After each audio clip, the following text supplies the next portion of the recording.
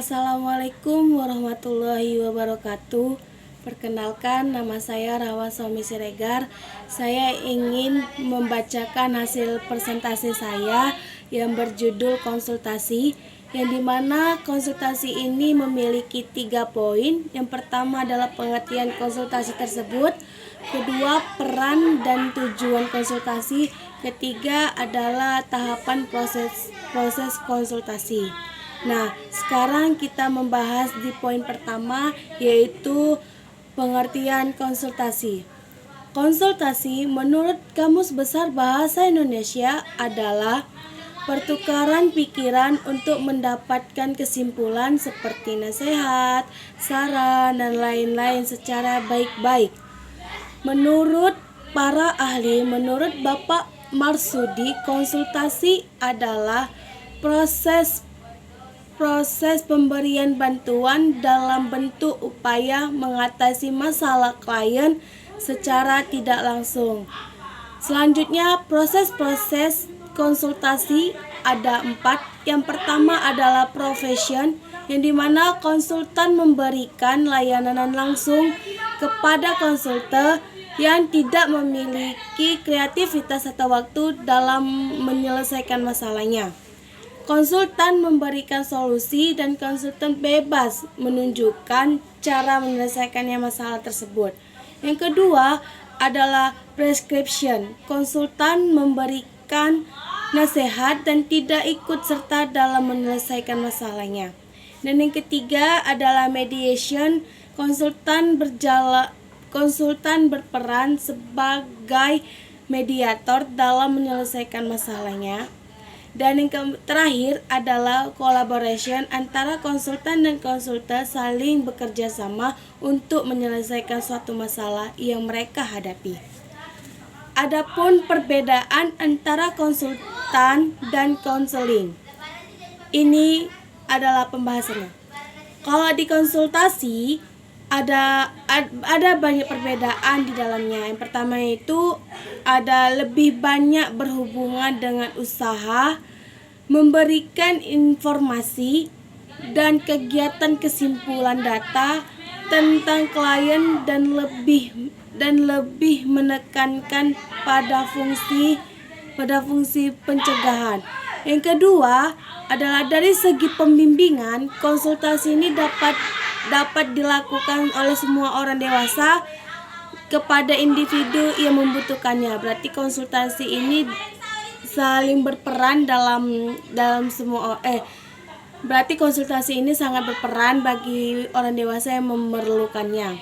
Dan yang ketiga ini dari segi tujuannya, konsultasi ini merupakan suatu layanan khusus yang terorganisir untuk menunjang perkembangan klien secara optimal. Dan konseling ini biasanya kan ada di sekolah-sekolah. Nah, perbedaannya antara konsultan ini. Selanjutnya ya guys, kita masuk ke dalam konseling. Nah, konseling secara bimbingannya ini adalah hanya dapat dilakukan oleh satu orang aja dan dikhususkan. Tidak semua orang bisa untuk mendapatkan konseling ini. Dan dari tujuan konseling ini merupakan usaha pemberian secara baik perorangan maupun kelompok. Nah, adapun model-model yang terdapat dalam konseling dan konsultan. Kalau model konseling ini, kalau model dia konsultan ini, dia memiliki segitiga. Yang pertama adalah konselor, orang ketiga dan konseli. Dan konseli ini dikenal sebagai model, trading model. Dan model konseling ini model konseling ini memiliki dua arah komunikasi. Yang pertama adalah konselor. Yang konselor ini adalah tahapan konsultasi, dan kedua adalah konseli. Ini dia adalah tahapan penanganan. Oke, tujuan adanya konsultasi guys secara umum dia itu agar semua klien dengan kemampuannya sendiri dapat menangani kondisinya. Jadi, dengan adanya konsultasi, seorang klien bisa mengatasi masalahnya sendiri, bisa menyelesaikan masalahnya sendiri, dan dengan adanya konsultasi, klien itu bisa menunjukkan siapa dirinya sendiri. Dan selanjutnya kita masuk ke poin kedua, peran dan tujuan adanya konsultasi. Peran konsultasi ini adalah manajemen, pada dasarnya sangatlah luas tentang ruang lingkupnya. Dan di mana konsultan ini memiliki empat ruang lingkup. Yang pertama adalah konsultasi strategi, konsultasi internal, dan konsultan independen. Selanjutnya kita masuk ke dalam poin ketiga, yaitu tahapan dalam proses konsultasi.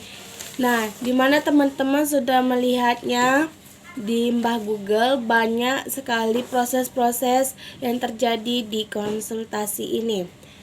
Saya akan menjelaskan tahapan-tahapan konsultasi tersebut. Yang pertama adalah proses pre-entry, yang artinya sebelum masuk. Apa aja sih konsultasinya itu? Yang pertama, konsultasinya itu menjelaskan nilai-nilai kebutuhannya, anggapan dan tujuan tentang individu. Yang ketiga adalah organisasi. Yang keempat adalah kemampuan dan keterampilan konsultannya tersebut. Proses kedua adalah entry, masuk. Pernyataan masalah yang diungkapkan, dihubungkan, dirumuskan, dan menetapkan langkah-langkah yang perlu diikuti. Ketiga adalah proses gathering information, yang artinya pengumpulan informasi untuk menjelaskan masalah-masalah dengan cara mendengarkan, mengamati, memberikan pernyataan, pencatatan baku, interview, dan pertemuan kelompok. Selanjutnya, proses defining problem, yang artinya merumuskan permasalahan. Di sini adalah penilaian informasi yang digunakan dalam menentukan langkah-langkah untuk perubahan. Dan yang terakhir dari proses konsultan ini adalah termination, yang artinya pemberitahuan, yang dimana kontrak langsung dengan konsultan berhenti, tetapi dengan proses yang sangat berkelanjutan.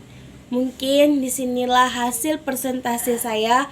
Kurang dan lebihnya saya mohon maaf. Wabillahi taufiq wal hidayah. Assalamualaikum warahmatullahi wabarakatuh.